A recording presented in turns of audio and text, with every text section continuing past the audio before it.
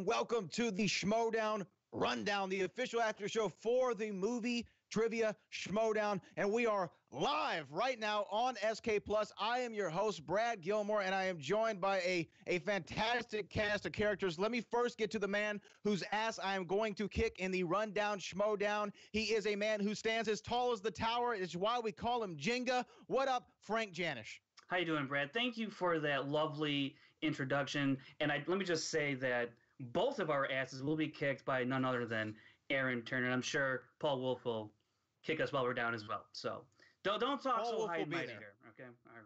Yeah. All right. Well, I know my goal is just to beat you, not to win the whole thing. Also, let me shout out to the producer extraordinaire who's helping us out. Chris Clark is on the ones and twos over there. He is waving. Chris, would you like to say anything to the people? This is going to be an amazing night, guys. I am super excited. This was a fascinating week of Schmoedown. You guys, everybody, this is live, reloaded. Let's rock this sucker, Brad. Let's rock this to the end of time. Let's rock this sucker indeed, Chris Clark. And, spoiler alert right here. Spoiler alert, spoiler alert. We're about to welcome our guests for the show, one of which is the MVP of the 2018 free-for-all. He was on the show before. His name is the Beast, William Bibbiani, and he is also joined by the winner of the 2018 free-for-all, Miss Movies, Brianne Chandler. Welcome to the show, Brianne and Bibbs. Wow, that energy is really high, and I can't match it, Brad. I'm sorry. I want you to introduce me like every morning when I get up. Now, getting out of bed. The Beast, Bibbiani, yeah. Well, welcome to the show, guys. Thank you for taking the time. First off, congratulations in order to you both. Let's talk about it real briefly. We're going to do a deep dive here, but how do y'all feel? Let me start with you, Bibbs. How do you feel? You're the MVP of the free-for-all for 2018. I am still tired. That was incredibly long, very arduous. I shouldn't have worn layers. My hands were covered in ink by the end. I haven't posted anything because I don't want to put any spoilers up on Twitter. I had Brianne take a picture of my soot-covered hands with all the dry erase. Yes. You were like Dick Van Dyke from Mary Poppins, like just a chimney sweep. Chimney sweeper, yeah. Chimney Chiroo. That's right. But no, listen, it's been great. It's been weird kind of knowing that I did rather well and having to sit on it for a really long time. So it's nice to finally be able to talk about it. Yeah, and we are going to break it down. And Brianne, how do you feel? I mean, unexpected entry into the free-for-all, and you win the whole damn thing. Definitely unexpected. I was supposed to be at South by Southwest, so that fell through, which is why I got to be at the free-for-all. Actually, my husband was trying to get it so that we could go. Meanwhile, when he told me, "Oh, we're not going to South by Southwest because my work isn't going to be sending me," and as he's saying this, I'm texting Christian, "Oh, I can be in the free-for-all now," and he's saying, "But maybe I could figure out a way for us to go." I was like, "Nope, I've already made plans, so sorry." It's a lock, and it was like it was fate. Fate brought you to the free-for-all, and you won the whole thing. Frank Janisch, are you still there? I forgot that you were even on the broadcast. Frank, how did you feel? How did you feel about the 2018 free-for-all overall before we get into the first match from the week? Yeah, I didn't make it out last year, so I was really excited to make it this year. And the vibe, the energy was very, very fun, very lively. I enjoyed watching Bibbiani perform all those rounds. We'll get into that. And then Brianne coming in near the end there and just chopping the leg off Bibbiani was an awesome sight, and I was very stoked to see Brianne come away with the win. So again, congratulations, Brianne. It was a well-earned free-for-all victory, in my opinion. Oh, thank you. Dirty Dancing is what won it for me, guys. Yes. Dirty Dancing wins it for a lot of people in all kinds of occasions. But anyway, it's all about the dance movies. This is what Brianne has been saying all along. This was her ploy to finally one day crack it into the free-for-all, and that's how she would win. That's how this is all. I'd see what happens here. There's a long con there. There's a long con. She slow played us all. Hey, we encourage you, if you're watching us live, to engage in the chat room. Make sure you leave comments. We actually have a poll up right now about our first match that we're going to talk about. That is the Team Trek versus World's Finest match. I want to talk about this briefly before we get into the free-for-all from this time around. We got to see Team Trek back together. Jason Inman, the Scott Mance, the Mance Man, versus World's Finest. I loved it. But before we get into the match, we start off with a little bit of kayfabe there. We saw Thad and the Godfather, Drew McQueenie. Frank, what was going on here? It was this is one of my favorite scenes that the Schmoedown has cut. I love the angle of Drew McQueenie. He's a big dude, yes.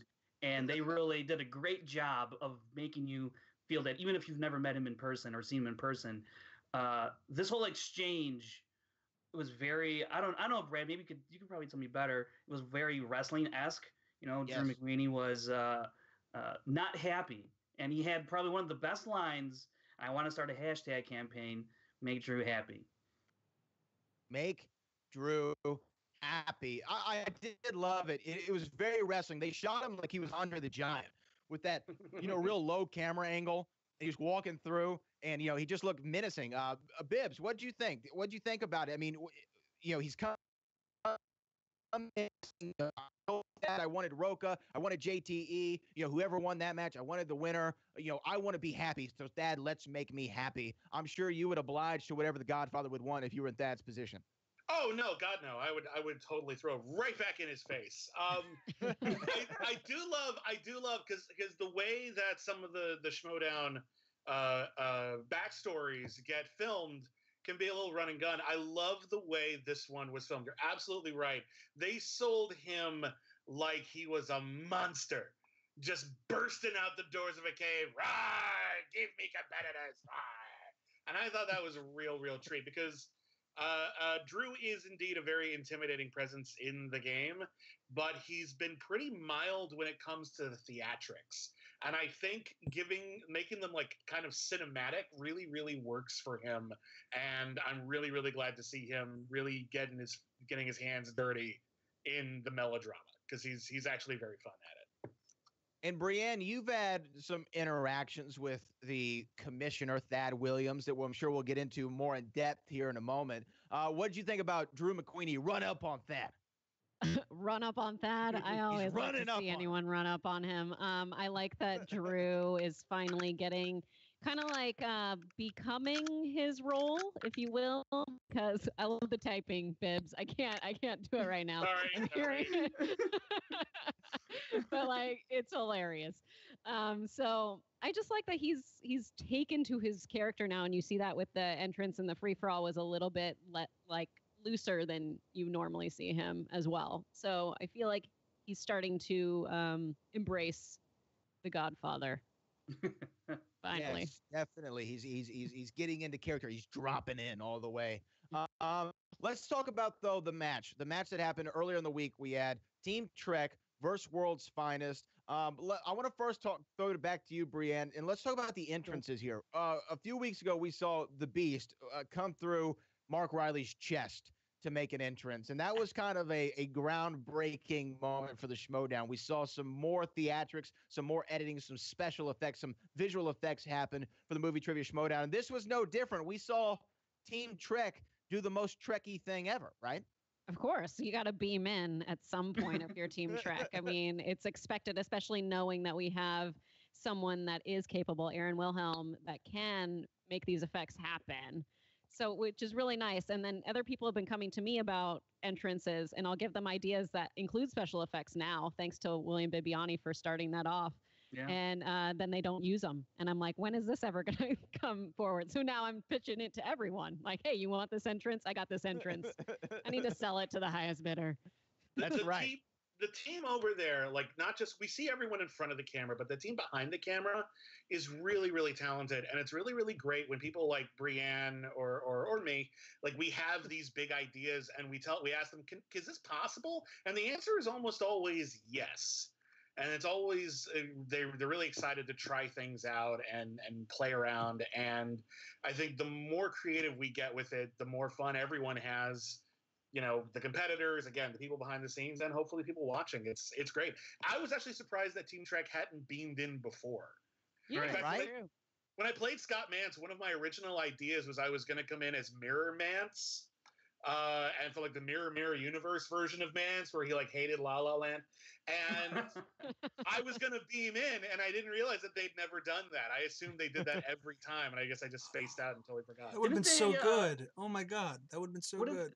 Did they sort of like beam you in, Bibbs, in one of your entrances? Which one was that? That was the Predator. The Predator one, yeah. Yeah. They kind of did that before, yeah. Well, I was there, but I was invisible. I just turned on the machine, the invisible. Oh, okay, So that's how it works. that was a lot easier than it looked. But we know, William Bibbiani, last time you were on the show, you were very critical of people's entrances, saying that, people weren't really taking the risk as much as they should have. So I'm sure you were happy to see, even though it's not really a risk for Team Trek to beam in, it's really on the nose, but I'm sure you were happy to see it. I was very happy to see it, and I think calling it a risk is maybe the wrong way to put it, because there really should be no risk. It should just be fun. It is. Yeah. It's a game show in which we test our trivia skills, but it's also a show. And people like Brianne and me, who have like this musical theater background and stuff, like we really enjoy all the show personship of it. But I think it's an excuse for a lot of people to let loose, and I hope they take it more. And so it was nice to see that. Yeah, no, I loved it. I loved it. And I love this matchup, Frank. When we talk about Team Trek, we saw them back in action. They're going against World's Finest, who we saw just recently against the Kingsmen have an impressive debut. Were you excited for this match, Frank?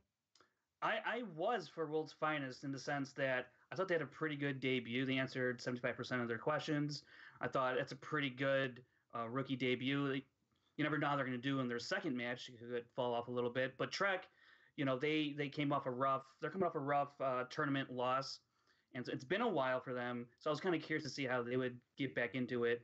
And, it wasn't that great for Trek, but it was pretty good for World's Finest.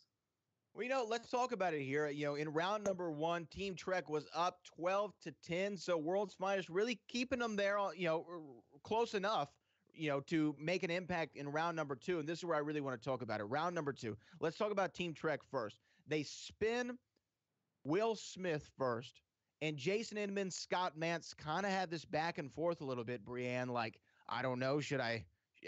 Scott Mance seemed like, I want Will Smith. I mean, Big Willie Styles all in it, getting jiggy with it. And then Jason Inman was kind of.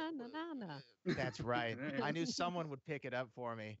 You got a bag with a whole lot of stuff in it. That's always my favorite line. I always love that line for some reason.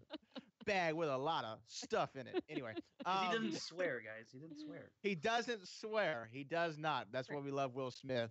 But but they kind of have a squabble about it. Then they spin again. They get Oscar movies, which is another Scott Mance special there. But what do you think, Brianne? You've competed in teams obviously before. Wheel round, a very dangerous round, especially when you go for that respin. Definitely for the respin. I feel like it worked in their favor, maybe, but I don't really know what would have come out of Will Smith, the category.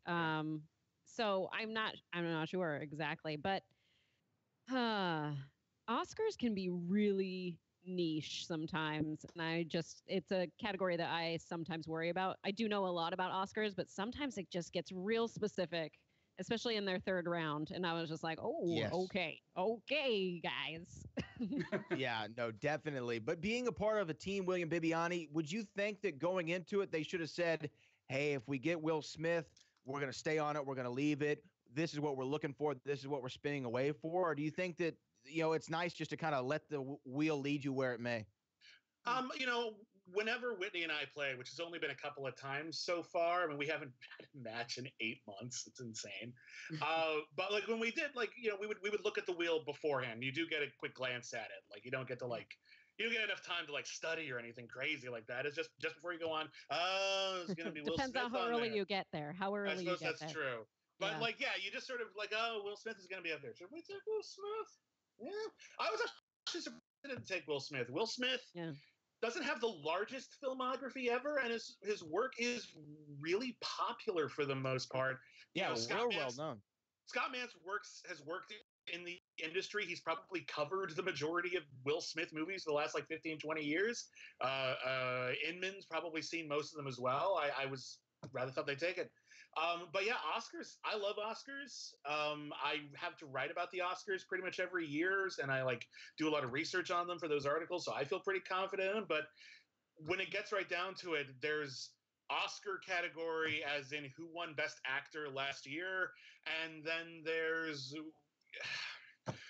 who was the first actor to win Best Actor, and the Academy vetoed it because they didn't want Rin Tin Tin to win. Like, that's a thing. That's a thing. So, like, there's a lot of really weird minutia that they can go into. And one of the things that we see throughout the Schmoedown, I think you've even talked about it on the show, the more often a category is picked, the fewer kind of simple, straightforward questions they have to play with, and the more complicated the category often gets. Yeah. The Oscars, comes up quite a bit, actually, and it's only going to get more niche as time goes on. Whereas Will Smith doesn't come up that often, so they probably might have been okay. I would have gone with Will Smith, personally. On the first spin, I'd be like, yeah, okay. I'd have gone with it. Yeah. Will Smith is the way to go. Now, Frank, when World's Finest went up, they did a respin as well. They get ScarJo first. That's, the abbreviated version of Scarlett Johansson. I'm familiar, and spin again, and they get rom-coms, which is the abbreviated version of romantic comedies. What do you think? Did you like, because Winston there looked like he could have gone with either. Yeah. Real quick, though, on Trek, it was interesting to see Inman kind of nudged Mance away from Will Smith, because usually he kind of defers most of the time in their matches to Mance's judgment. So it's kind of interesting that didn't really happen here in this situation. But aside from that, he's a champ now, man. He's the champ. That's what I was champ makes thinking the rules. about. I was thinking inside my head, but I didn't want to say it out loud. But thank you, Brad. Yeah. So as for World's Finest, I really still don't know a whole lot about them. I can only go on what they say in matches or in post-match interviews. So to get romantic comedies and to go 5 of 6 was pretty impressive. They must know their romantic comedies, apparently. Right. So to How see many them, points did they get? 9. They got 9 points out of a possible 12 there, and then they stole 2 points from Trek, which is just a really bad way to have your second round start, because Trek goes first. They lose 2 points right off the bat. That can't be a good feeling, especially this is your first match in months, and then miss your first question, stolen for the max 2 points. They ended up missing another question, but they were all right for the most part. Trek, but World's Finest, they got those 2 points, and that really, for me, said that World's Finest is kind of going to take this one. I didn't think it was that early? You thought it was going to happen? Because I was actually there for this match, and I was looking at Mance, and he just did not seem completely comfortable there. Like, he felt like it wasn't going to play. Yeah, and I could just kind of see it on his face. And he didn't. I mean, he would in the match you saw in the video. It's very lively. Even Winston, that was in the very beginning of the match. But as that second round went on, it just didn't look. And Mance started off kind of slow in the first, but he picked it up in the end. So it was just. It just didn't seem right to me, but I suppose that's hard to tell off the video, but being there in person, it did seem a little off for him personally, and I feel like they were never going to get in a groove. And then, and we saw what happened. So World's Finest goes up 21-19 against Team Trek going into round number 3. Let me run off a couple of the questions that Team Trek got in round number 3. Their 2-pointer was classics. Mance took this one, and it was name the film in which Humphrey Bogart plays Sam Spade, which the answer was Maltese Falcon. And then we World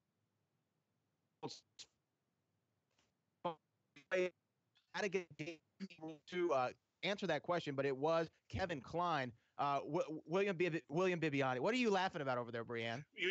You broke up. You just broke up. You broke up pretty good. Yeah. It was something. Kevin Kline. William, what do you think? Oh, and I thought maybe everyone's breaking up, but then I would see Frank like kind of smiling a little bit. Yeah. Bibbiani's like, well, guys, what? you can do this. We're live, pal. You can just say, "Hey, hold on." Yeah. No, it was You're funny. breaking up rather. It was hilarious. Well, usually I just trooper through usually it. Usually you just wait for me to stop talking. Yeah, that's typically what it is. Yeah. Okay, well, Humphrey Bogart played who? Sam Spade, Maltese Falcon is what I said. and we then got that Wild far. Wild West. You got that far. And then World's Finest went with Wild Wild West, or Will Smith, and it was who played Will Smith's partner in Wild Wild West, Kevin Kline. So we're really here. World's Finest still has that. They're holding on to that 3-point advantage. I was going to ask William though, how important is it to nail that 2-pointer right out of the gate, especially if you have the lead? Well, speaking as someone who sucks at the third round, when you get that first question wrong, instantly demoralizing, and you don't have any options anymore. Like you might have JTE rules, but if you don't actually know it, it doesn't help. So if you're not getting the first question, which should be pretty rudimentary movie knowledge, like if you saw the poster for Wild Wild West, there's a decent chance Kevin Kline was in that. But yeah, it's it can be a real downer, and it can really set the stage for inevitable tragedy. Who was the giant spider? Oh, who was the giant spider? Was CGI? Wasn't it? Or was Arliss Love? It was Kenneth Branagh. Was he actually the spider? I thought he was just driving the spider. He was a spider too, right? He was also a spider. I haven't seen that. He was a spider from the waist down, and he was Yes. All right, then Arliss Lovelace was Kenneth Branagh. Yeah, fair enough. Salma Hayek was in the movie. Just random trivia facts. Brianne Chandler. When we go to the 1990s movies, Jason Inman takes this category for Team Trek, and it was in Rush Hour.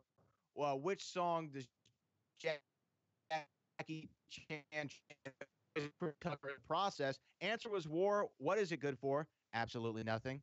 Am I breaking up at all? You're giving me that look there. We got the gist. Yeah, it's all good. Okay. Yep. War. What is it good for? Rush Hour. We understand. There was a challenge on it. Did you think it was a fair challenge? What exactly was the challenge? If you could refresh my memory on that. It was a different song that the challenge was. Yeah. So, go ahead, Frank. Why don't you lay it out? That's all I can remember about it. It was a different song. It was a different song. Yeah. So yeah, Winston at the same time, like a different. Okay, gotcha. Oh, because he was arguing the Beach Boys song was the one in the beginning on the radio, as opposed to later in the. Okay, I gotcha. Okay, yeah, I think it was. I think the challenge was. I mean, I get the challenge, but and I think it was a good use of a challenge. Unfortunately, it didn't go their way. But also, they could have challenged, like, the name of the song actually isn't War. What is it good for? The name of the song is War. And so that would have been a more specific challenge and probably would have gotten them the point, or would have redacted a point. Well, look at that. See, this is why Brianne Chandler you have all the knowledge there. You know it all. It's something about music. So therefore it absorbs my skin. Amen to that. That's how it works. That's how it works. Well, I'm a lizard of music. Frank, what did you think though of World's Finest performance overall here in this round? Because we saw them really. I mean, they did very well, especially for their second match ever. Yeah, I thought to go 2 out of 3 in the third round, nail that 5-pointer, which can really be such a difficult position to be in, and then they got to wait and see if Trek can respond. That does. I would imagine that puts some pressure on the opposing team when they got to answer the 5-pointer. Not a lot of people in teams or singles hit the 5-pointer, so when you can, it's a pretty good indicator that you're going to end up on top of the match. So for World's Finest to get through it, I was really surprised that Eric missed his 3-pointer, because I kind of sort of view him already as the stronger of the two. But Winston, I mean, I think he's got deceptive knowledge. I think we've seen throughout this whole match. So I'm rethinking that. But and then we saw Eric in the free for all, and he did not too bad too. So Winston can pick up the slack if Eric can, and that's just a sign of a good team going forward. And they seem like they work well together with conferring, or they really know each other. Like, I'll lay back and he's got this one, or vice versa. So I liked what I saw at World's Finest for their second match ever. I think that they're really excited to play in the league. But for Trek, they started off pretty good too, the first two, and that last one, sometimes it just, again, Oscars, they can get really You I know, do the want to Oscars mention. there. I do want to mention real quick in the audience. I got a perfect second round for rom-coms, just so everyone knows. Just because I want that on the record. I want that Just on the to record. put that out there. It is noted. On the It's record. writing that down right now. Thank you. Put that in my stats, Frank. You got it. Thanks. Make a whole separate folder and everything. You alluded to it, Brienne. That Oscars question for Team Trek was, I got to think that was one of the more difficult 5-pointers in quite a while, especially for Oscars. Definitely. And also the fact that Al Pacino is another answer to that question as well. That just didn't come up. And see, look, I have a Dick Tracy-like shirt on. So therefore, you're saying no. You're saying no. I'm not Vivian saying no. I'm is saying that's against this. debatable. I'm saying here's the deal. It's tricky because your first thought is, oh, Heath Ledger won for the Joker, so you immediately think of the other superhero movies, and of course the other two nominees were superhero movies. Perfectly reasonable. The Dick Tracy one, however, is kind of debatable because it's actually from a newspaper comic strip, which is technically a different medium than comic book. However, if they had said Al Pacino as Dick Tracy and challenged it, I would have totally given it to them. Okay. I would. Okay. I think there's an argument to be made, and I totally get why it wasn't in the list. But I think if they had challenged, I think they would have had a really good case, and I think they probably would have earned that one. But that actually wasn't a particularly hard one for me. But again, I write about the Oscars really extensively for like 3 months out of every year, so it's a different beast. But you know what? The Team Trek though seemed like they knew the answer almost immediately. I mean, they huddled up for a second and then they rattled off 2 answers. I don't remember the answers they put out there, but they seemed rather confident about it. They put Viggo Mortensen out there. And, yeah, that's right. And it's tricky, and I see where they got that because Viggo Mortensen was in Eastern Promises and A History of Violence back to back. They are both David Cronenberg movies. They both deal with organized crime. They're very similar in a lot of ways. And I think Viggo Mortensen was nominated for Eastern Promises, but he was not nominated for History of Violence. So I totally get how that makes that happen. That makes perfect sense to me. Yeah, I mean and I just think that you think maybe Brienne that they jumped the gun a little bit too quickly. Should they have gone with a repeat and maybe huddled up and made double, triple sure? I mean, sometimes if you just want that time, but there's just times when you're just like, we really don't know. And it's probably not going to come to us in the amount of time that you have. I don't know. What do you think? What do you think though, Frank? Overall, were you impressed by Team Trek's, return to the Schmoedown? I mean, even though in a losing effort, or do you think World's Finest had their number the whole time? Yeah, it's not a bad performance from Trek. It's, I mean, they answered 69% of their questions, what they've done throughout all that's their lifetime average. So it was nothing it wasn't anything spectacular. It wasn't anything they've never done before or like a bad performance. It comes down to just because you answer the questions right, it depends how many points you're getting for those questions, especially in the second round. So if you can't hit the 5-pointer and you have to go multiple choice in the second round a lot, but you're still answering a lot of your questions, you got to hit the big points. And so sometimes you got to take those swings at those big point opportunities.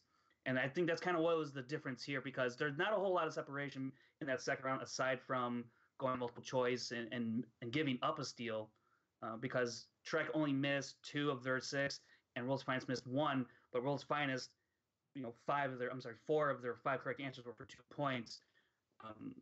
So I think that's where the difference is. And I think actually numbers wise, Trek's accuracy was better than World's Finest. The World's Finest just hit their 5-pointer, basically, is what it came down to, and that 2-point steal. No, absolutely, and they did a great job. Now they're 2-0 in the Movie Trivia Schmoedown. And Frank, you actually had an opportunity, you had an interesting opportunity, since you said before you were there, you were live and in living color. You got to conduct an interview with World's Finest, which we're going to show the people right now. Chris Clark, take it away.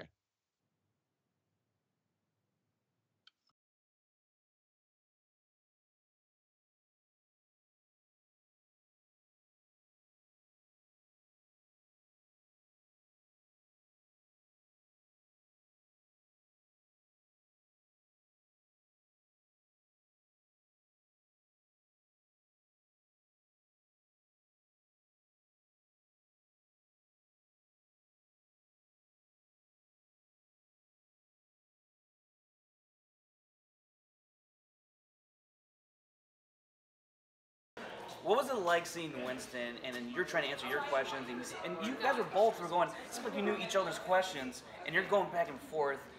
Is that a little distracting, or is it encouraging? I hope it was encouraging. I was trying to send in brainwaves on that Kevin Kline answer. I could tell it was right at the tip of his brain, and I knew it right away, and I was just like, oh, he knows this, and I know he does, so I hope it wasn't distracting. Hey man, I just wanted to prove in this match that I can hold my own just like you, and here we go, man. Okay, so now in your post-match interview, you heard, I mean, I kind of think it's kind of somewhat of a suicide mission here, going after above the line. You guys seem to have this newfound bravado now. You got a couple wins on your belt. Team Trek, I mean, absolutely huge win. But now you're going after a team that everyone thought could be the champs. This is so close. Do you guys really think you have it in you to take them down? I have been a big fan of Drew McWeeny for a long time. I respect his movie knowledge. And so to me, it's like a personal test of like, I want to prove that I have it in me to take the Godfather down, you know?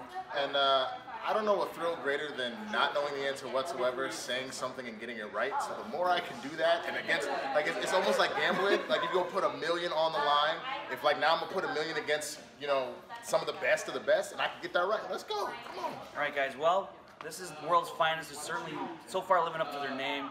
We look forward to your next match. Thanks a lot, guys. Eric. Thank you, man. Thank you, brother. Thank you. Yeah.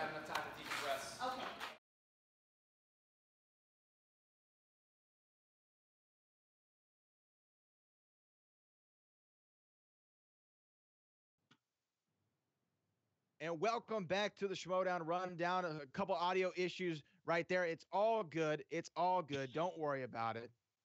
Welcome back to the Schmoedown Rundown. It's all good. We're live, pal. Everything's Frank good. Janisch, We're all though. fine here. How are you? It'll be on Great the podcast interview. version. The full version, if you missed it, will be on the podcast audio version. So look out for that. Yes, look out for that. But hey, it's time to get to the part of the show that we've all been waiting to talk about. Today dropped a very special event for everyone. It was the Free For All 2018. Frank, let me throw it to you, Frank. How did you feel going into the Free For All? How excited were you? Yeah, I was very excited to be there. 48 competitors. That's a lot of people. I felt like this thing might last 8 hours long. It was actually more tiring than I thought it was going to be, just sitting in the audience, because you had to like clap for everything just so it didn't sound dead quiet in the theater, in the studio. And but you know, it was a lot of fun hanging out with everyone from Reactorville, if you will, with you know, Robert and Vanessa were there, even though they competed as well.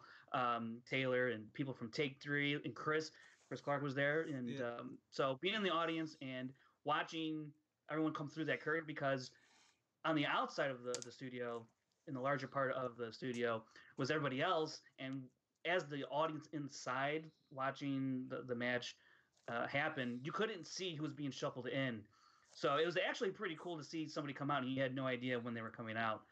So that was a lot of fun, and yeah, it was a great time overall, and some of the entrances and the theatrics, and it was great. Yeah.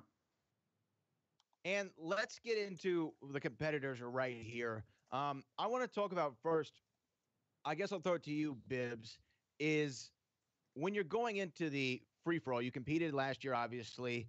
You were a part of a well-known moment in Schmoedown history in the free-for-all. But going into 2018, do you have a strategy? Or is it, let's just go out there, when I get my number, I get my number, let's just go out there and just, caution to the wind? You know, you really can't strategize other than I'm going to try to get every question right if possible. What it boils down to is you know it's coming. You set aside the whole day. You try to get yourself in a positive mental headspace. I was actually really very depressed that morning. Actually, you can see it in my intro. I'm just sort of just I just want to put on a good show. But what was cool is that the camaraderie, everyone there, everyone at the Schmoedown. I've never met a jerk at a Schmoedown. Like everyone there is really nice and supportive and kind, whatever their persona is. Once you're backstage, everyone's pretty cool. And so I was feeling pretty good. And then I got my number and I'm like, damn it. And I immediately walked over to Christian. It's like, what are you trying to do to me? What was I, 20, 21? Like, my God. I think you were 20. I was like 20, and I'm like, there's no, like, you jerk. There's no way I'll get to the last round and win this. And I didn't, but I got to the last round, so like I guess that worked out okay. I actually chanced upon a strategy while I was there. For my intro, I did the Baby Driver thing, and I just grabbed a pair of sunglasses from a Rite Aid the night before, so they weren't prescription. So I was wearing these sunglasses, and it prevented me from seeing, because I'm actually very nearsighted, it prevented me from seeing any further away, really, than my whiteboard. So I couldn't see the audience, I couldn't see the hosts very well, and I couldn't see the score. So I was only focusing on the questions. Wow. And that actually helped me out a lot. You kind of took a page out of Roka's book, it sounds like. Yeah, a little bit. I mean, I could still see. Like, I didn't do his whole blindfold gag, but like it had the same effect. And then a lot of people ask me, why did I stand that whole time? And honestly, like, I was about to sit down, and then what happened was the chair was too high when I first tried to sit down in it, and then I was like, you know what? Screw this chair. I'm not going to be here long. And I just shoved it aside, and I just stood the whole time. And what I realized was, and I think I mentioned this in the last interview, when you're sitting down and you're just answering movie trivia questions, it's really easy to get a little relaxed. And by just being on my feet for a long time, like, you know, I did like a lot of musical theater, so I did a lot of stuff in the chorus, and just have to be active a lot, and you learn how to stand in such a way that you can, you know, support yourself and not get too tired. It kept me awake and it kept me alert. So I chanced upon a strategy. I really didn't have one going in other than please don't embarrass yourself. You've had a lot of really embarrassing moments on the Schmoedown. Please don't embarrass yourself. That was my whole thing going. And I guess a same question over to you, Brianne. I mean, when Bibbs got number 20, and he's like, man, I'm in for a long night. You actually got number 44, I believe, out of 48. When you saw that number, maybe you can strategize a little bit more. Well, when you see the higher number, it's a double-edged sword because of the fact that you could win it. And so then it's like, oh, the pressure's on. The pressure is on. Yeah. I could win this. Whereas if you get a lower number, you'd be like, well, I ain't winning this, so I'm just going to go in and have fun. Like, who cares? So there's that. I, too, William, which I think you may have known, because I'm sure I talked to you. I talked to anyone who came up to me and was like, hey, how are you doing? When I got there, I was like, not good, not good. Thanks for asking. And no one, first of all, when you answer honestly that question, people are very taken aback. So I was like, I don't want to be here. I want to leave right now, actually. Like, my anxiety was at a level that I have never,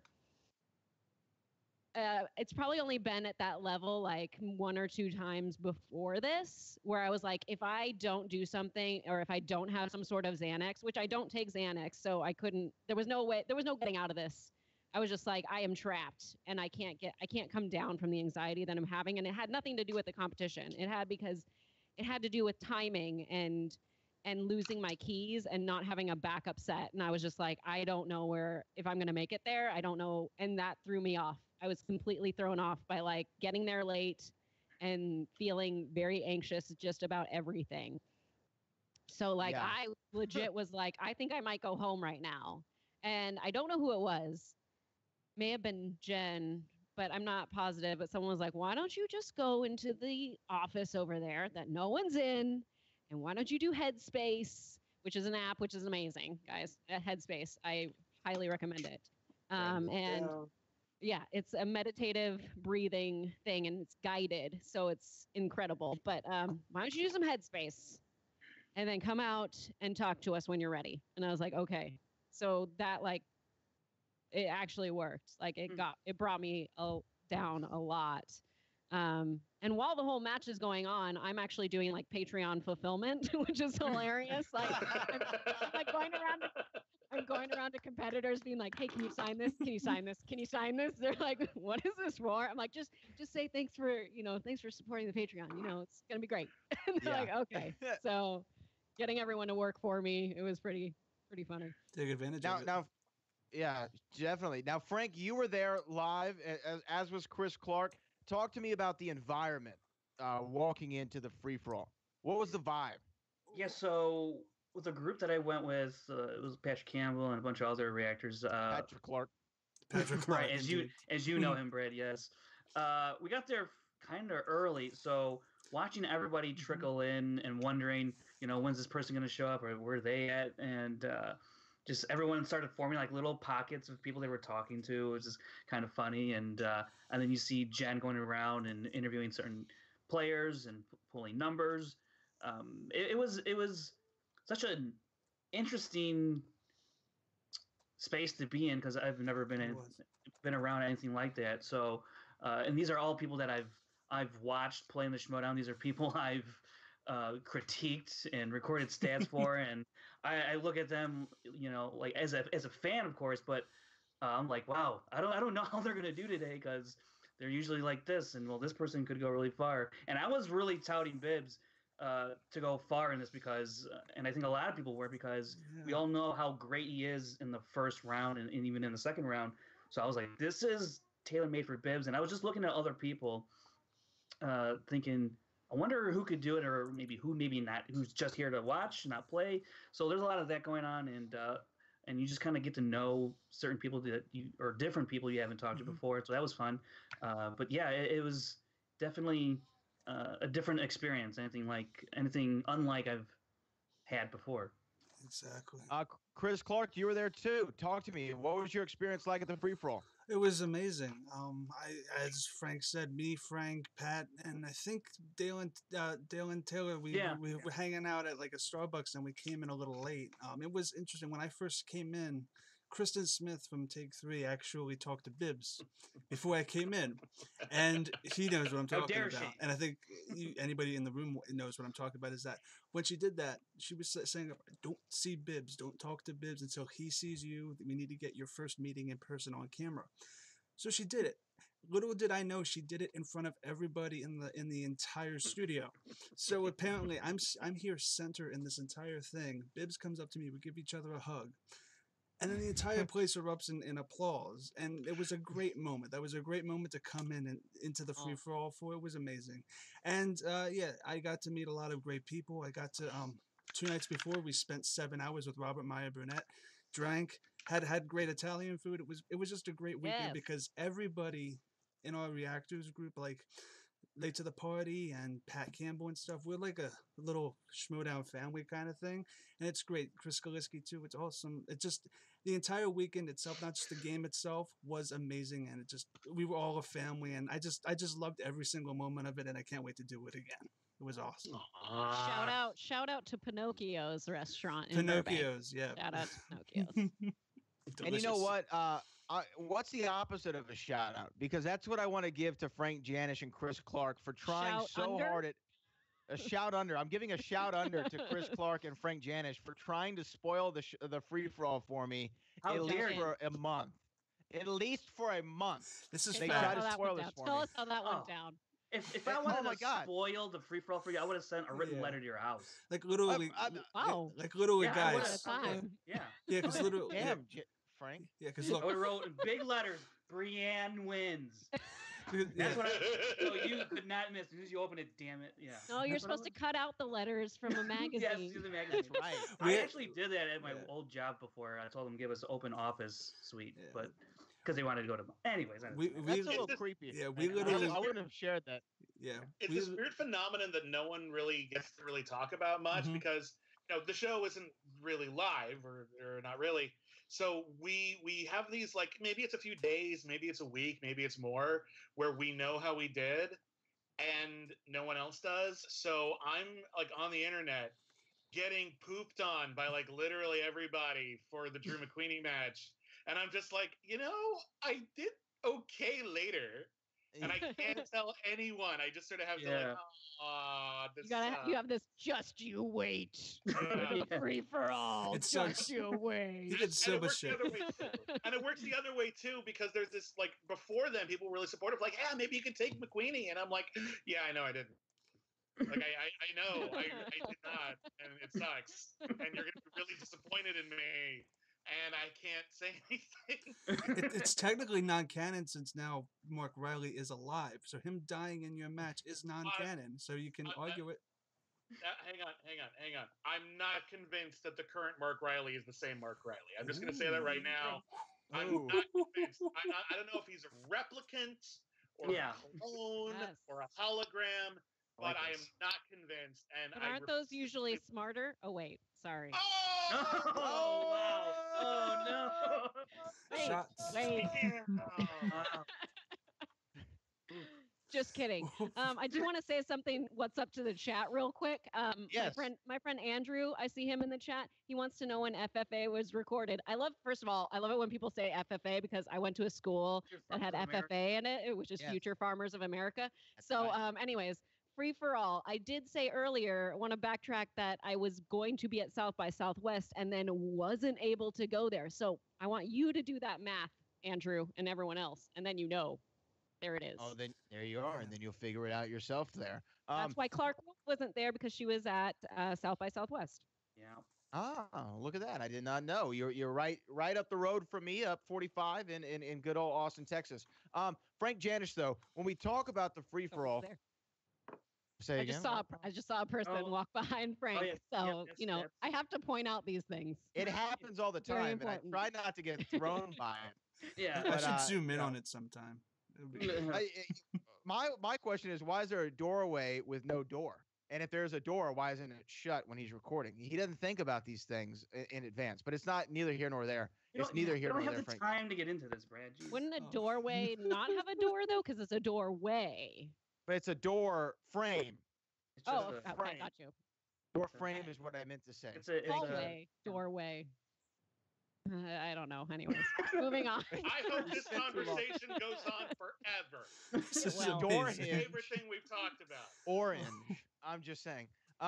Let's go back to Frank though. When we talk about the free for all, who was the most, who are you surprised entered into the free for all? We had a couple surprise entrances, which I think is a poll right now, which was who's the best interest. But who was a surprise entrance for you?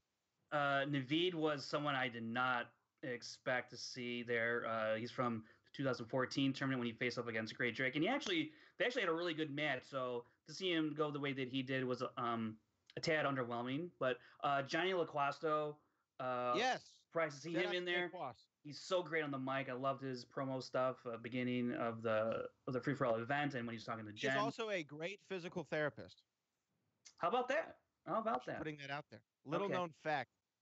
I was a little surprised to see Hal Rudnick. I mean, I know he was there for the awards, but I don't know how much he's involved with the Schmoedown. So to see him come out there is always great. I wish he would have lasted a little bit longer because I think he's super, super funny, and I always have a great time watching him. That was my bad. No. No, you were great all event, Bibbs. It seemed like you're having. You seem like you're having just like the best time ever up there. So that's what I enjoyed that. So. Obviously, for me, Andrew Guy had to be a major surprise to everyone, a fake out. We thought we were going to see the return of Dangerous Dan. But when you were there, Bibbs, and you were there since number 20. So you saw a lot of people make their entrance. Who was it who walked through the curtain and you were like, shit? Well, when Rachel walked through the curtain, I was sure I was going to be out in a round or two. And the fact that she was taken out like the same round as Drew McQueenie, I think shows you just how tough that table was at that moment, because they both did incredible showings, and I'm surprised I lasted longer than her. So that was a big one. Andrew Guy trolled us all real hard because I knew he was there and I knew he'd probably show up, but I also knew that if Dan showed up, we're all screwed. So I'm at the table. I can't see who's being brought around the side. I don't know who's coming up next. And then we hear the music, and I don't know. I think you might be able to hear me on the soundtrack going, we're screwed. Everyone, it's over. Thank you. They brought it right at the end just to be a jerk. And then, of course, he pops out. And boy, is he becoming the handsomest heel in the league, isn't he? I mean, he's so dapper and he's such a jerk. And I can't wait to see how he's going to try to screw us all over next. So that was a blast. The other one I thought was a real hoot was Dagnino showing up and Finstock showing up. Oh my God. Okay, let's talk about that just for a second. 98 version of Mankind, Mick Foley, Dude Love, all showing up in the Royal Rumble. Brienne, you were saying. I talked to him so many times before the free-for-all, and I was like, so when you're going to come in as Finstock, right? What number did you pick? And he's like, I'm not competing. I was like, I know you're going to come in first as Bobby Gucci and then as Finstock. When is that happening? And he kept putting me on all the time. I was just like, and then when it finally happened, I was like, could you have just thrown me a bone for a second, right before you went on? Because I was like, oh, you came out now. You're going to come back in later, aren't you? That's what's happening. Isn't that what's happening? That's what's happening. I know this. I have an idea. Yeah. And I love their confidence that he wasn't gonna last long the first time. We know. That's a great point. What There's if no way everyone had lasted, and then we only had 47 competitors? No, they have a pretty good idea of how that's gonna go. Finstock came out as number 39, and that's pretty deep. Yeah, that's pretty deep. Yeah. That's pretty. Bibbs, though, back to you for a second. I wanted to ask you. You had a couple of interesting interactions throughout the free-for-all. Obviously, you were there from round 20, and I think we ended at round 31. So 10 rounds, you saw a lot of 32. 31 or 32? 32. But you had a lot of rounds, a lot of competitors. You had an interesting interaction with John Roca. You made a joke about Jane Fonda, as many people did. I thought yours was the best one, though, can I say? Yours was the best one. Yeah. And then he kind of said this isn't a round 3, Bibbs. What was that about? What was all the friction between the two of you? Between me and Roca, have you not been watching the Schmoedown?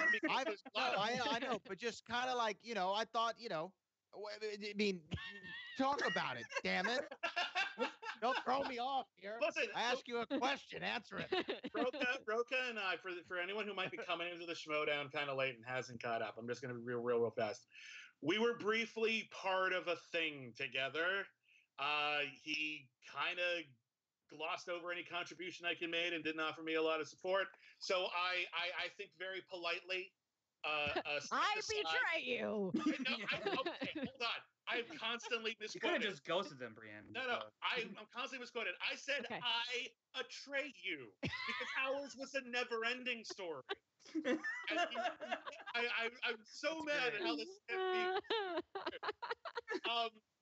But last year we finally met. We came to terms. We decided we're going to settle this thing at some point in the ring, and that if I won, I was going to get his hat. And if he won, he wanted me to kiss his boots, which I thought was a very heel thing to do. And we still haven't had that match. Someday that's going to happen. I don't know when. I don't know where. Probably at the Schmoedown, but I don't know when. Do his boots have spurs on them? I don't know what side I have to kiss. And but I figured, listen here. And I knocked him out of the ring. In fact, someone pointed out that I knocked out pretty much everyone I've ever played who's beaten me at the free-for-all, so I felt pretty good about that. But retribution on the Android? And JTE. Although I beat the Android first, so I thought that was already pretty fair. And so I was like, you know what? What if we never play each other again? What if fate never works? I'd better ask for the hat now. And I did, and he was just like, no, that doesn't count. And I was just like, well, that's not very nice. And then he was just like, eh. And then he moved on. That's what was up with that particular interaction. I don't know what other ones you're curious about. I was up there for quite a while, wasn't you? You were there for quite a while. I heard you. Go ahead, Frank. Yeah, I just want to tell the people how long, in fact, he was up there. I've compiled. It's insane. Yeah, and so let me just start off by saying, Bibiani, you had 9 perfect rounds. That is 43%. That's 43% of the rounds you played in were perfect rounds. You had a 12-question streak accuracy, like the 12 in a row is your longest streak. You started off the match 14 of 15. You had a 5-round stretch where you went 23 of 25. That included going perfect in back-to-back rounds. You had back-to-back rounds twice, actually. You had a 4-round stretch where you went 18 of 20. Ultimately, you answered 87 of 104 questions thrown your way. It's 83% correct. And you never did worse than 3 points. Thank you. What do you there you go. And now you're the MVP. I wonder what that will do to my stats. And some people are still going to be mad because no matter how all those stats sound good, and I still whiffed it in the final round. Like that's drives me up the wall. It's so annoying. Like right at the end, I'm just like, is that how the final round works? It's I thought it was going to be elimination. Yeah. We were all a little surprised, I think. You know what? That is a question that we have here. It says a player or players get knocked out with the lowest score at the end of the round. Do you think the winner should have been decided by knocking out players until it was down to the final two? I think that's an interesting idea. Brianne, what do you think? Well, that's what I thought was going to be happening. And I guess because the year before with Sam, he had already knocked everyone out at the table. So it was just him and Tom Dagnino. So therefore, you already had one person's going to be lower than the other person. I mean, unless they tie. So we didn't really have that situation. So I honestly thought that's what we were going to be doing. So when he announced me as the winner, I was like, what? Okay, I guess this is happening. Yeah. Chris, when you saw, I wanted to ask you this. When you saw Bibiani get number 20, he came out at number 20. Mm-hmm. You were there. Where was your, because you're a very optimistic person. You're an eternal optimist, and you chant for Bibiani with all of your might and heart. Yes. With all of his gusto. I like that word better. All your gusto. When you saw he came out at number 20, were you a little bummed, or did you have faith in the beast? I always have faith. I thought Whitney actually, it's funny. I think Whitney got out the round before Bibiani did, and we never got them both at the table. It sucked, but Whitney stayed for a while. I was satisfied with that. Bibbs came out, and I was like, you know what? It's number 20. It was what, an hour into the match, give or take, change wise. Yeah. So it was and I was just feeling this a sense of, you know what, I think we can prove the people wrong. This is going to happen. This is going to work. And it will happen because also Robert Meyer Burnett didn't come out yet. So my theory still was in my head that him and Robert would be the last people standing. And I lost Whitney. That sucked. But you know what? I had this going. I had full optimism. Originally, I was only going to stay in the front row for a little bit because I was going to do the reaction with take 3 in the back. That didn't happen because as Bibbs stayed in, I was sitting in the front next to Frank. And the way we were seated was that Bibbs was here. We were here at a diagonal line. And I was focused on the entire thing. The match went by like that. And I feel like him being number 20 had no effect on me. I knew he was going to win if he was number 1. So with me, he had to keep the eye contact with you in order to win. I love, but I was nearsighted, so that's true. So I was just a blur. Couldn't tell you were there. I will say this, and I want to take a moment here because it's as wonderful as it is to feel like I did pretty good, and as nice as it is to be the MVP, and people are tweeting at me, and they're very, very nice. A lot of people did really amazingly, and I really want to take a moment to talk about because first off, Brianne, you came in towards the end, but you played a bunch of rounds and you only missed one question. That was astounding. That was really fantastic. It wasn't just astounding to you. It didn't surprise me, but it was a hell of a performance. And then Ethan Irwin was there almost the entire time I was, and if I wasn't there, he would have been the MVP of the game. And boy, is he incredible. And then I was actually really fortunate that before I got there, Lon Harris, who had basically been there kind of since the beginning, he did the first half of the whole free-for-all. I think he did 12 rounds, right? He did 11 rounds. He did 11 rounds. That's a really good run. The 11 rounds, I think, is what Dan Murrell had, right? He had 12. He had 12. Just about as good as Dan Murrell. That's a great run. Whitney lasted a long time. Stacey Howard lasted a long time. Drew was obviously there a long time. A lot of people really played their hearts out, and as awesome as it is to be here with Brianne, who absolutely deserved to win, and as nice as it is to know that I broke a record, all those people were fantastic, and they all deserve a hell of a lot of praise. I think there's a little too much emphasis sometimes on who actually won, and sometimes the actual performance someone gives can be overlooked if they didn't actually win a title or an award at the end of it. So I just want to take a moment because those guys were amazing. Absolutely. No, absolutely. Go ahead, Frank. Yeah, Drew McWeeny, Lon Harris, they both went 11 rounds. Frank Moran, he was also at that first table. He went 8. He won 8 rounds. So that was he's a rookie to this league. That was a great showing from him. And Draco, he went 5 rounds, and he answered like 80% of his questions. He averaged almost like 4.5 points per round when you average it out. So, and he ended up going out even though he had 4 points. He got knocked out in that weird. It was like one of the twice. There was a 3-person knockout. It happened twice in this free for all, and he was part of that. I believe, if I'm something like that. But he had a really really great performance. Cut short. Same thing with Kalinowski. He had 4 points and he got booted. So I mean, a lot of people, and he was only 1 round. So you could have a really great performance, but if you didn't get a perfect round. You're out so well sometimes. But one thing we should bring up is we had our first time when it was all tied up at 5, and they had to do an extra question to determine who stays and who goes, and that's when Levine got kicked out. That's when Whitney got kicked out in that one, and Lon Harris. So it took out 3 really good players in a really first-time circumstance for the free-for-all, which I thought was really interesting. Oh yeah, I mean there was a lot of those moments there to where you just didn't really know what was going to happen. But I'm with you, Bibbs, on someone like Ethan Irwin, Lon Harris, a lot of great performances. But another thing that we have to point out that was great, where there were a lot of great entrances. Brienne as Buffy might have taken the cake. We have a poll going, by the way, right now of what was the best entrance. Stacey Howard was a great entrance. There were a few of them there. So, Frank, let me throw it right back to you. Who had the best entrance? I really liked Ellis's entrance. I'm sorry. Yeah. Look, if I'm being truthful, the reason I didn't pick Brienne's first because I wasn't even involved. So I took that as a slight. So I'm not going to vote for it.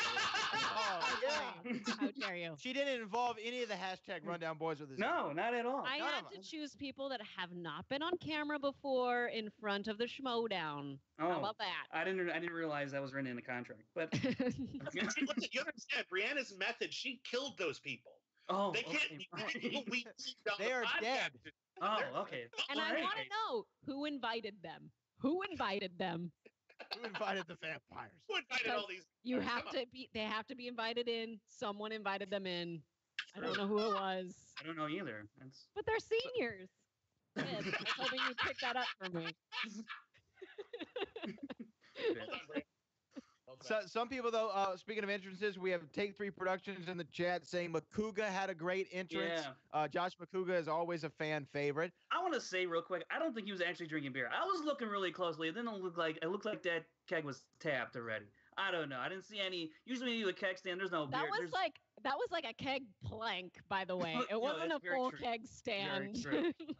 True. We're gonna get technical, but yeah. I think they all had great entrances. I got to give it to Brienne though. I think you had the best entrance of the free for all. What about you, Chris? Whose entrances did you like? For me, my favorite entrance was, I would say, actually, like there was this keg, the Makuga, because that keg was Dan and Aaliyah's, and I felt like that was amazing. That he kind of like, Dan was telling me that he just looked over and he saw Makuga coming in with his keg, and it was a great reaction from him. But also, yes, I do like the Brienne entrance that she had with, and you guys filmed a video with Pat where she came in and she staked you as well. So that was fun. So I love Buffy. I'm a huge Buffy fan. That was amazing. The movie itself, not just the TV show, is very underrated. So the movie is amazing. And I liked the Andrew Guy thing, like Dan Murrell. Like we didn't see Dan Murrell there. We were all under the assumption that he couldn't make it. And when we heard the music, I was like, how did they keep him from us that entire time? Like, how do you do that? Is there like a teleporter somewhere in this studio where you can keep somebody away, or how do you kind of like negotiate that logistic wise? So I for thought, you guys though, for the audience, it would have been easy to keep someone because you just tell them a different call time, and then they're coming in the back, and then you wouldn't have seen them at all. So I'll say as a viewer, I was completely thrown. I thought we were getting Dan Morrow. What were you gonna say, Bibbs? Oh, I'm just gonna say, Andrew Guy's entrance is the kind of entrance I kind of love, because no one could do that but Andrew Guy. This is like true. even I would like agree. think about all the heels we have in the league. Like Finstock couldn't do that. He wouldn't do that. It wouldn't. He would only want to sell himself. Andrew Guy wants to screw with us, and I like that. That's a good entrance because only he could do it. I can't imagine anyone else doing Brienne's entrance. Like even someone who's like comparably like loves the theatricality and loves the costuming. Like I can't see Stacey Howard doing that elaborately choreographed Buffy entrance. That's such a Brienne entrance, and I loved that I got to be like right there and see it because I knew she was going to do some sort of Buffy thing, but I didn't know how elaborate it was going to get, and it was so damn cool. I actually really struggled because I had like planned like I had like 8 different entrances planned, and what I ultimately decided was that I'm probably gonna go like there's a decent chance I'm gonna go later in the match, and I didn't want to do anything long. I kind of didn't want to keep people like, you know, people kind of might just want the game to move on. So I just wanted to do just a quick shout out to something. I had something more elaborate planned, and then there's a dog. I had something more elaborate planned, and then It had a dog in it? There was a dog, apparently. I hear the dog. Am I the only one? You did a dog's purpose, and you came out as a dog. That was one of them. There was a 3 Lives of Thomasina. I was going to be a cat, actually. Good. I love that someone got that. Is that Haley Mills? I think that was Haley Mills. It's no Summer Magic. I love Summer Magic. Summer Magic is great. Haley Bug Ball. We're going down a rabbit hole. Anyway, Homeward Bound. I had an elaborate choreography planned, and for a couple of different reasons, it just didn't work out. And so I just kind of did. I hope people would pick up on what I'm doing. So I was actually a little disappointed with my entrance. So I'm so glad that a couple of people like Brienne, like Andrew Guy, and Makuga just spiced it up. Every couple of rounds, someone did a really fun entrance. Yeah. I definitely agree with all that. Now, before we ask y'all the final questions that I have to ask the both of you, we talked about a guy here a second ago, Ethan Irwin. And Frank, you had the opportunity to talk with Ethan Irwin about his free-for-all performance. So I want to get to that interview real quick. And then when we come back, I have one final question for the both of you.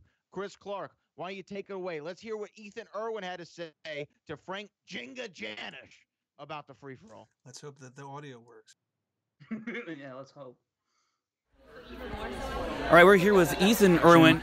Ethan, what was it like being up there in the free-for-all, in the Schmoedown, under the lights, with all these other great competitors from the past and present as well? What was it like up there answering all those questions? Especially, you were along across the table from Bibiani the rest of the way. So what was that like? Terrifying and enchanting. It was really interesting to actually be able to go up against, because it's a free for all. You don't know who you're gonna face. So to be able to face him and to be able to face obviously Brienne, it was crazy. But it was a ton of fun, and I was excited. My wife also participated, and right. The next time I'd love for us to do a team because I feel like she can get those questions that I can't. She's got she can fill the blind spots. And I can do that for her. But no, it was really scary, and you just take it one question at a time.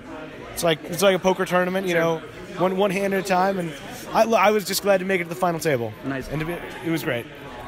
So what was your experience with the Schmoedown before today? Had you watched many matches where you had been following the league, or how did that go?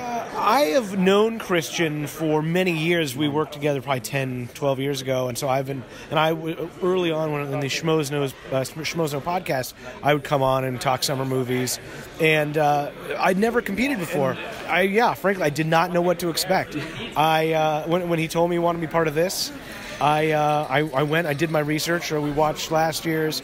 Watched a bunch of the people that I thought I'd be competing against, and and it did not make me feel any better about myself. It was terrifying. Who were some of the people you were happy to see or hoping to face at the free for all table?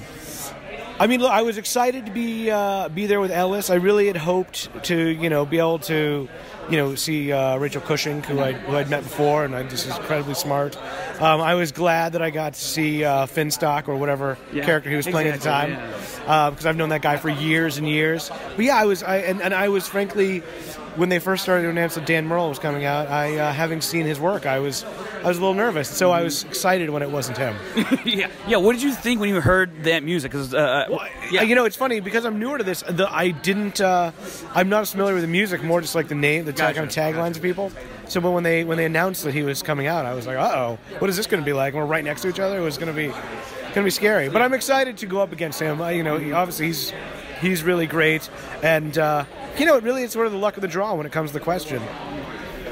Had you won the free-for-all, what do you think you would have done when you gone after singles? I know you mentioned you wanted to team up with your wife. Would you have gone after the Patriots? What do you think you might have done with that decision? I think maybe people would have, this would have driven them crazy. I think I would have asked to give me a day to think about it. I think because I would have to do research, because obviously there are some amazing competitors, and I'd have to my ultimate goal is I want to take down every category. Okay. But I think my real goal is to do. I think if my wife and I would just kill team. I think if she and I together, I think that there'd be no stopping us. Do you have any thoughts on how to actually play the game? We know you quite well that have the knowledge, but in terms of betting rounds and speed rounds and going to multiple choice, have you thought about anything like that?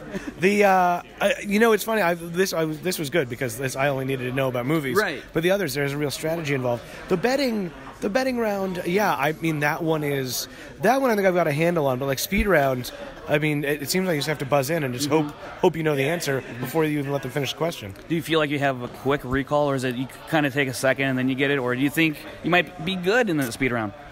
Good, but I don't know if I'm, 2 or 3 seconds? Yeah. Yeah, I don't know if I'm that good. Okay. All right, well, maybe we'll see. Maybe we'll see one day, yeah. Well, I want to thank you for your time. Of course, thank you. Thanks for putting on a hell of a show out there. Thank you much.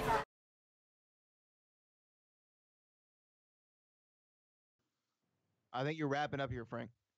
Nope. Remember, there's a delay. So you're on right now. And we're back. Oh, yeah. Welcome back, Brad. Well, anyway, Hey, Brad. that was Ethan Irwin. That is also the most Frank Janisch has ever talked in his entire life. But we appreciate Ethan for taking the time to be on the show with Frank Jenga Janisch. I alluded to one final question that I had to ask both of you, but before we do that, Biz, we got a lot of questions here in the chat, and it was spoken about before we went live on the air. How bad did you have to relieve yourself during that match? Really bad the entire time. And in fact, I had to go. I'm going to be perfectly honest here. I had to go before the break, and then a whole bunch of stuff happened, just socializing or whatever during the break. And I didn't get a chance. Missed your opportunity. Missed my opportunity, and then I just had to keep going through the whole thing. It was great. You gotta listen. Next time you gotta listen to Daniel Tiger, who says, "If you think you need to potty, stop and go right away." This is what I learned as a parent, guys. Wow, that's great. That should be the next Schmoedown shirt for Bibbs. Oh my God, that was so. Anyway, a little embarrassing fun fact. There you go. I can live with people knowing that one. Well, you were out there for a long time. It's only natural there, Bibbs. Now, you won the MVP, the most valuable player in the free-for-all, which you found out while you were doing it that you were awarded a #1 contenders match. You seem pretty happy that was what you were given. What do you think? You got the #1 contenders match. What are you eyeing? What division? Give me some details here. I'm doing my hands thing here. Here's the deal. There's a lot going on right now, and I'm trying to figure out where everything is at. We still got Clark's got a contender match coming up. We got a whole bunch of people who are potentially in contention for playing Sam Levine. Who knows what's going to happen next? So I'm waiting for things maybe to settle a little bit. I might make a decision real soon. Then again, I might sit on this for a while. I can cash it in at any time. I can cash it in, theoretically, you could be halfway in the middle of a match, and I can just come in and it's no, I'm taking him away. just gonna have a match right now, and then he can go back and finish off what they're doing here. So obviously, I'm gonna use it, but honestly, it's a little overwhelming, and a lot of the Schmoedown is kind of in flux. So we will see where things kind of settle a little bit. And then, when the time is right, I will make my move. World that is domination. right. I like it. We do have someone in the chat does have an idea during the Kalinowski Clark match. Maybe you should just jump in and make it a triple threat. That's just an idea. I'm throwing it out there, I can't Vince. do that because that would ruin the surprise. So good job. No, it's a good idea. It's a good idea. I have a lot of really, really kind of prankstery things I'd like to do, but honestly, like, some of the ideas I've had would be so disruptive to the Schmoedown, it would make everybody mad. So maybe I can tell you a little bit more about that after I do whatever it is I decide to do. But for now, I'm thinking about it. I will make a decision sooner than later, probably. Well, free for all winner Bree Ann Chandler. This is big. You didn't expect it to happen. We thought that you were retired. We thought we weren't going to see you compete anymore. At least I thought that we had seen the last of Miss Movies as a competitor because of a South by Southwest scheduling conflict or what have you. You ended up in the free for all and win the whole thing. Yes. And now you get a title match. I mean, so what are you thinking about for your match? Well, okay. First, I have a few things that I want to discuss. First of all, never said the word retired. Did say needed a break. Yeah. Retire. Two different things. Two different things. Doorway. And in that interview where I said that, I also said I'd be back for any sort of, exhibition match, which the free for all is an exhibition match. So there you go. There's someone in the chat, Jonathan Peck, who has said a few times, I see Hector Navarro and I see Jason Inman on the poster, but they weren't in the competition. And I just want to address this really quickly because this is a very marketing thing. It's a way to say, hey, we have this competition that's going on. These are all the people in our league who could potentially be there. It's not a confirmation of who is going to be there. It's who could potentially be there. So I want you to remember that each time that a poster like this comes out. It's not guaranteeing that those people are going to be in that competition. Yes. Sometimes everything in wrestling is asterisk card subject to change. And so you have, and also like all those people are invited. Yes, they could show up there, but not necessarily with their schedule. So that's how that works. And as far as what I'm going to do with my title shot, that is to be determined. I still would love to take on Sam Wentworth. That's definitely up there. Wow. Whoa. But that will never be happening. I mean, you're the only one who got the clone trooper question right, so. I know, guys. So I'm ready. That's right. That's right. But I have a lot of thoughts. I know there's a lot of ideas out there that little birds are telling me little ideas, and I'm like, go away, birds, because I don't give a shit. But maybe I'll listen to them sometime. I'm not sure, but I'm going to hang on to that, and I'm going to, because like my contract says, I'm going to hang on to that as long as I want. So. And speaking of contracts, it's coming up in the chat right now from Funkmaster K, which shout out to your name. He says, what about the whole Dagnino commish for a week thing? What was that about? Yes. Okay. Let me tell you what that is about. Those are two things that was about. Number one, undermining Thad at his own game. Because I see what you're doing, Thad, and it ain't cool. Number two, it's all about Patreon, ladies and gentlemen. Like, the show needs your support. And I realized there is a way to get more people to support this show. And if I could give you a week of Dagnino, that is for sure going to get people to sign up. So I figured this is a business proposition. Tom did not put me up to this. I brought this myself. And this is nothing to do with the Lion's Den. I don't like the Lion's Den. They can go away. But if they can help me get some more people in the door, looking around at what we have to offer at that Patreon, then that's how we're going to do it. As right now, last I checked, we're at 1,626 patrons, which is great. But we need 474 more to get a week of Dagnino. I think 474. We should definitely do it. Yeah. We need to do it. And that's processed patrons too. So that's the difference between the number you see and the number that actually goes through. Okay. Meaning people are paying. Right. Yes, because That's what that sometimes they means. say, "Oh, I'm gonna pay," and then they don't. And So- also you don't always pay the second you join up. Sometimes That's it takes right, a bit yeah. for it to go through. It That's what takes I like mean. to the next month. Yeah. It Yeah. goes in on the first of the month. They start charging. So if you sign up at any other point, you have to wait until the first of the month for it to go through. I would like to say in regards to Brienne's clever scheme, when I saw that she had double-sided that contract, I was like, "Oh, Brienne, you cunning genius!" And then when I heard that you were going to make Dagnino commissioner, I was like, "Brienne, what have you done?" Brienne, like, it just cuts to the building burning down, and Listen, like you Dagnino know. chugging beer, like. You know that's going to be an amazing week. That's You gonna be know an it's going to be. Here's boy. what I've decided now that I know about what's going on. I don't even think Tom knows what's going on. That's the best part. Does he ever? Does he ever? He's gonna make it up as he goes along. But here's how I feel about it. I feel like Thad, who controls our fates to some degree, has gone quite mad with the very mild amount of power we have given him, and I like releasing Tom Dagnino could be like throwing ladybugs onto like aphid encrusted flowers, just like releasing this element of chaos. Like, the enemy of our enemy might be our friend, or he might be the worst enemy ever, and we're gonna be so screwed. Either way, it will be interesting to see what happens if a lot of people join our Patreon. So sign up and see if we have fire insurance on the building. Because I'm really not confident it's going to be standing after a week. It very well may not be. Before we wrap up here, Frank, let me throw it to you, and then Chris, and then we're going to send this thing home.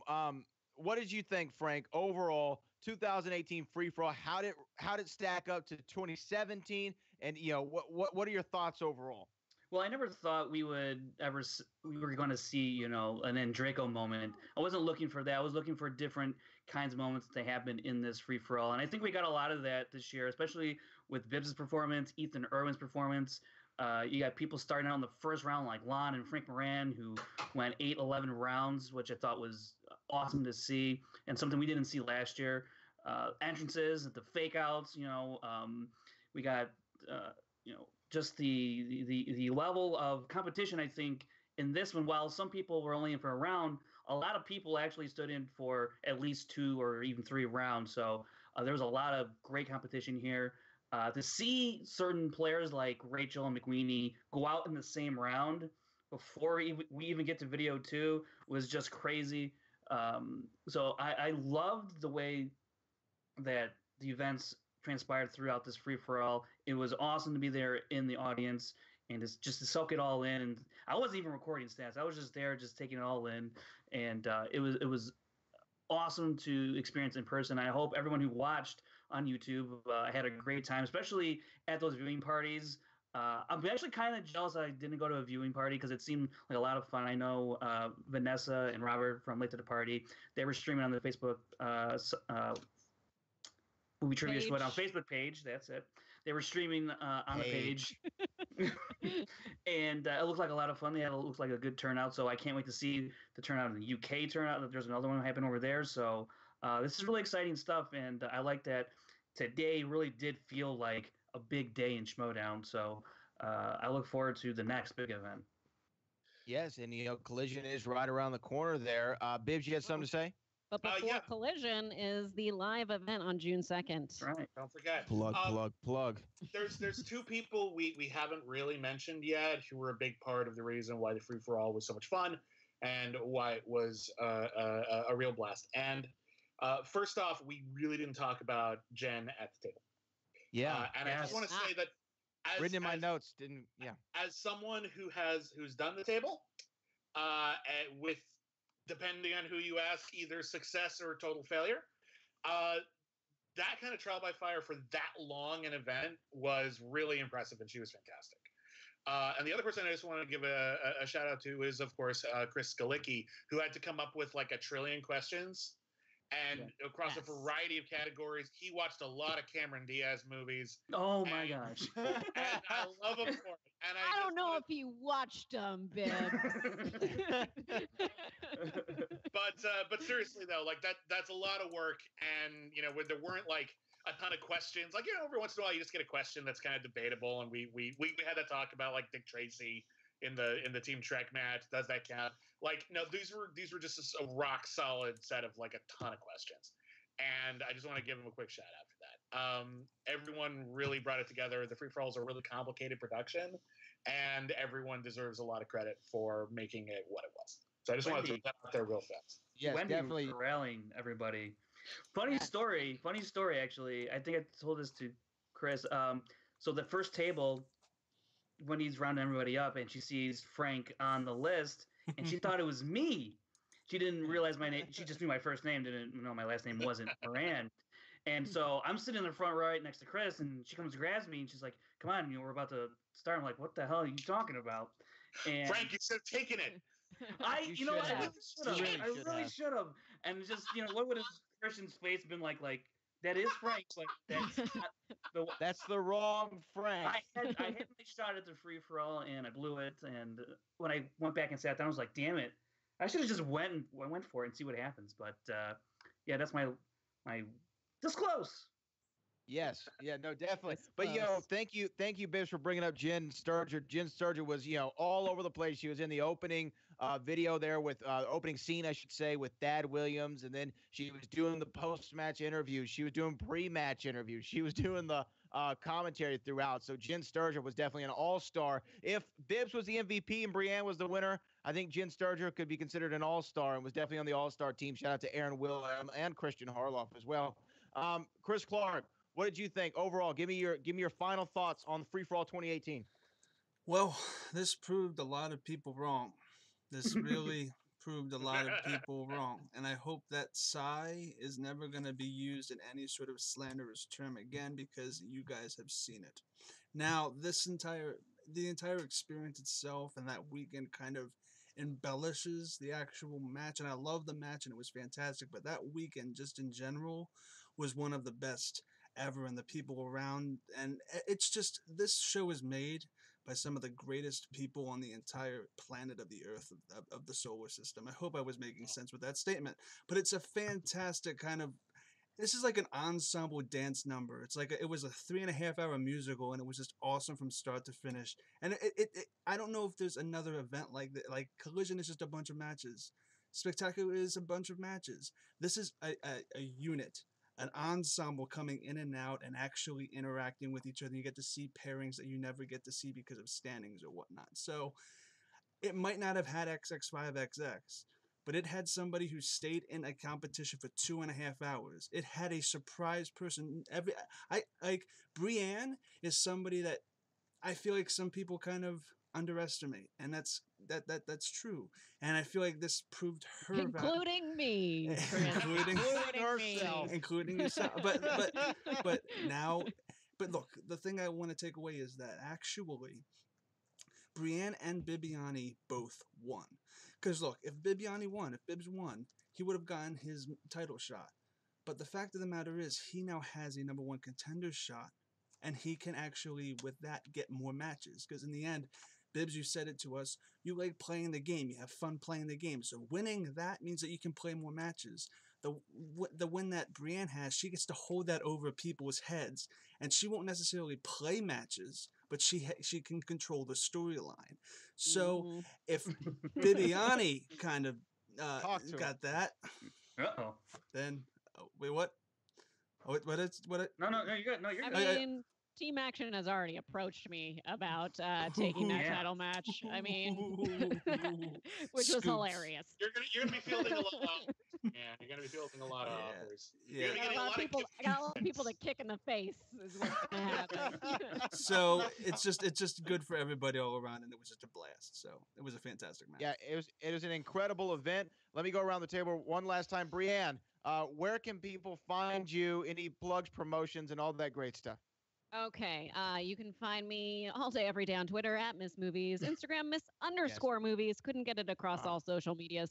And check out my YouTube channel, youtube.com/Miss Movies, and sign up for the Schmoedown Patreon at patreon.com/Schmoedown. Yay! William the Beast Bibiani. Oh, I do Plugs for so you, good much. sir. Okay, so I'm on Twitter. William I'm the on Twitter Beast. at William. Thank you.